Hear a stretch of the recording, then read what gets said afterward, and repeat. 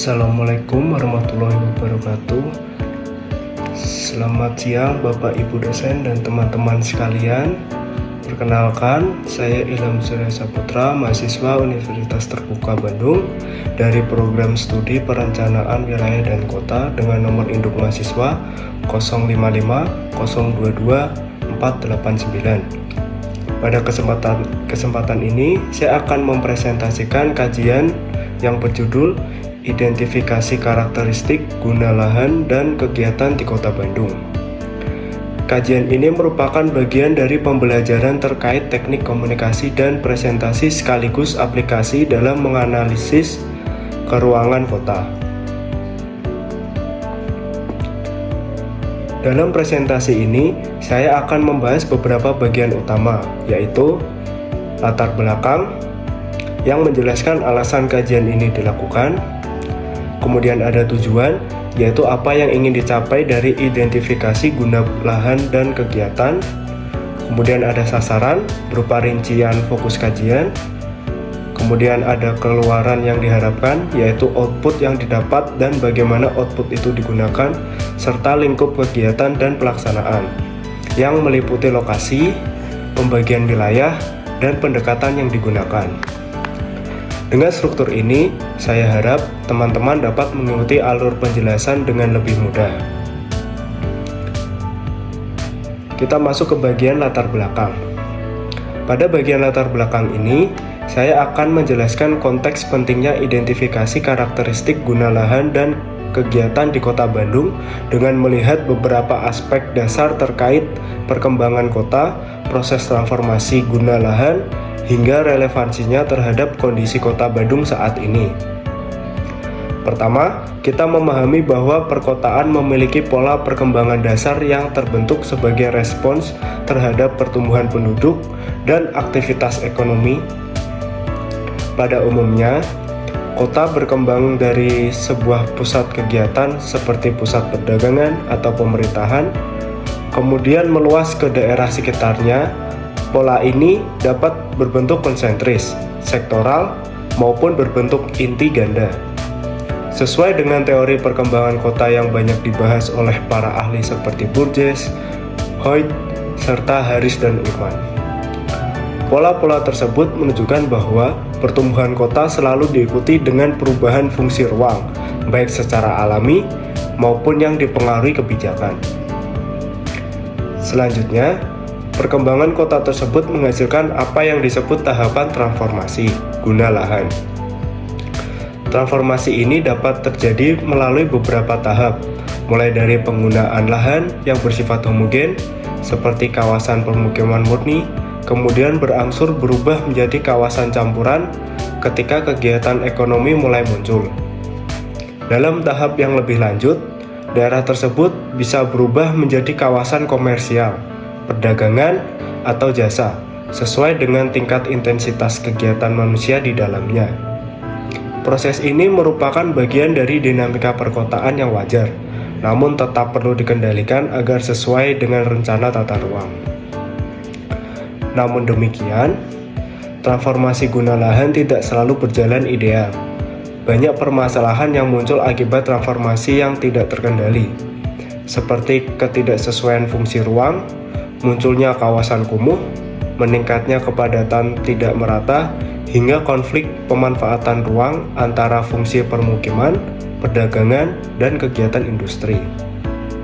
Permasalahan ini sering muncul ketika pertumbuhan kegiatan lebih cepat dibanding kemampuan dan ketegasan pengendalian tata ruang. Karena itu, peran pemerintah menjadi sangat penting dalam mengarahkan dan mengendalikan perkembangan kota. Pemerintah memiliki kewenangan untuk menetapkan rencana tata ruang, mengatur zonasi, mengawasi penerapan pemanfaatan ruang, hingga mengambil tindakan ketika terjadi penyimpangan fungsi lahan. Tanpa peran pemerintah yang kuat, perkembangan kota berpotensi menjadi tidak teratur dan tidak berkelanjutan. Dalam konteks itulah, identifikasi guna lahan menjadi langkah yang sangat penting. Dengan mengidentifikasi bagaimana lahan digunakan, bagaimana kegiatan berkembang, dan bagaimana hubungan antara keduanya. Kita dapat memahami kondisi aktual kota dan membandingkannya dengan rencana tata ruang. Identifikasi ini juga berfungsi sebagai dasar analisis untuk menentukan apakah suatu kawasan telah berkembang sesuai peruntukan atau apakah diperlukan penataan ulang. Secara umum, kategori guna lahan perkotaan dapat dibagi menjadi beberapa kelompok, yaitu 1. Guna lahan permukiman sebagai tempat tinggal masyarakat. Yang kedua, guna lahan komersial dan perdagangan seperti toko, restoran, dan pusat pembelanjaan. Ketiga, guna lahan industri, baik industri secara kecil, menengah, maupun besar. Yang keempat, fasilitas publik seperti pendidikan, kesehatan, pemerintahan, dan fasilitas sosial lainnya. Yang kelima, ruang terbuka hijau yang berfungsi ekologis dan rekreasi. Dan yang keenam, transportasi dan infrastruktur seperti jalan, terminal, dan jaringan utilitas. Kategori-kategori ini membantu kita memahami bagaimana aktivitas kota tersebar dan bagaimana ruang digunakan oleh masyarakat. Seluruh aspek yang saya jelaskan tadi menjadi sangat relevan ketika kita mengkajinya dalam konteks Kota Bandung. Bandung merupakan kota besar dengan pertumbuhan aktivitas ekonomi, perdagangan, pariwisata, dan pendidikan yang sangat tinggi. Perubahan penggunaan lahan berlangsung sangat cepat, terutama di koridor-koridor utama dan wilayah dengan daya tarik ekonomi.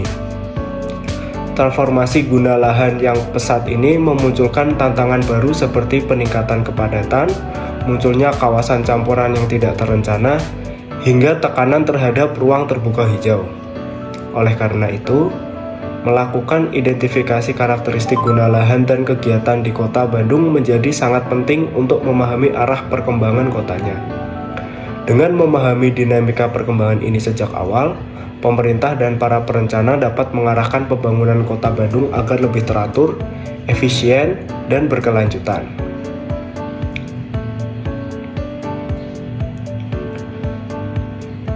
Tujuan kajian ini adalah mengidentifikasi kesesuaian antara karakteristik guna lahan dengan kegiatan yang berkembang di dalamnya.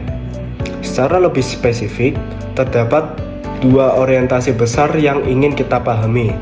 Yang pertama, memahami sistem dan karakteristik guna lahan.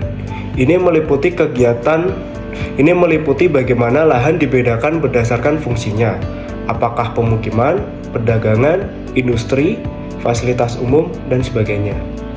Yang kedua, memahami variasi dan karakteristik kegiatan. Kegiatan ini tidak hanya berupa aktivitas ekonomi, tetapi juga sosial, budaya, dan aktivitas harian masyarakat lainnya. Dengan memahami kedua aspek tersebut, kita dapat melihat pola hubungan antara ruang dan aktivitas, sehingga dapat memberikan gambaran mengenai arah perkembangan kota ke depan. Kita menuju sasaran kajian. Selanjutnya, kajian ini memiliki 3 sasaran utama yang ingin dicapai. Yang pertama, mengidentifikasi karakteristik guna lahan di Kota Bandung. Saya ingin mengetahui bagaimana struktur penggunaan lahan di Bandung. Terdapat berapa banyak wilayah industri, perdagangan, permukiman, kawasan campuran, dan sebagainya. Yang kedua, mengidentifikasi variasi kegiatan dalam suatu guna lahan. Di setiap jenis guna lahan, saya ingin melihat apa saja aktivitas yang muncul. Contohnya, di kawasan permukiman, muncul banyak kegiatan perdagangan kecil seperti warung atau jasa laundry, dan lain sebagainya. Di kawasan komersial, muncul aktivitas pariwisata dan kuliner, serta lain-lainnya yang bersifat komersial. Yang ketiga, mengidentifikasi kegiatan yang berkembang di dalam guna lahan. Penting untuk melihat apakah perkembangan kegiatan ini masih sesuai dengan fungsi lahannya atau justru menimbulkan konflik pemanfaatan ruang. Hasil identifikasi ini nantinya dapat memberikan gambaran mengenai kecenderungan perkembangan Kota Bandung secara lebih detail. Keluaran yang diharapkan. Keluaran ini dari kajian ini adalah laporan hasil survei lapangan yang berisi temuan mengenai karakteristik penggunaan lahan dan kegiatan yang berkembang. Laporan ini diharapkan dapat menjadi bahan masukan langsung untuk tahapan perencanaan berikutnya, seperti penyusunan arahan pengendalian pemanfaatan ruang, perumusan kebijakan tata ruang, evaluasi rencana tata ruang yang sudah ada, serta dasar bagi analisis tematik lainnya dalam konteks pembangunan Kota Bandung. Artinya, hasil analisis ini bukan hanya bersifat akademis, tetapi langsung dapat digunakan dalam proses perencanaan yang ada. Next, lingkup kegiatan dan pelaksanaan survei. Untuk mendapatkan data yang komprehensif, kegiatan survei dilakukan pada seluruh wilayah Kota Bandung. Kota Bandung secara administratif dibagi ke dalam 6 wilayah perkembangan atau disingkat WP. Pembagian WP ini memudahkan dalam menganalisis karakteristik tiap wilayah karena setiap WP memiliki ciri dan fungsi yang berbeda. Survei dilakukan selama 1 semester penuh, sehingga memungkinkan pengamatan yang lebih mendalam terhadap perkembangan kegiatan dan perubahan guna lahan.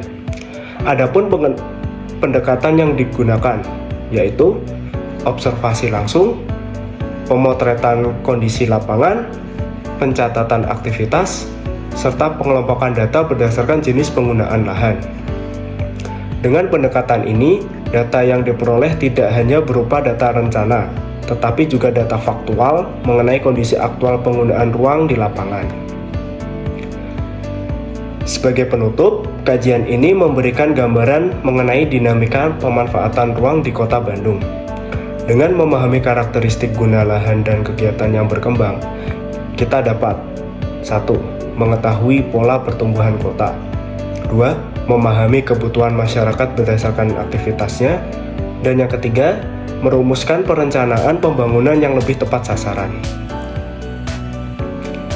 Demikian presentasi dari saya mengenai identifikasi karakteristik guna lahan dan kegiatan di Kota Bandung. Terima kasih atas perhatian Bapak, Ibu, dan teman-teman semua. Saya persilahkan jika ada pertanyaan atau diskusi, bisa kita lakukan lebih lanjut. Wassalamualaikum warahmatullahi wabarakatuh.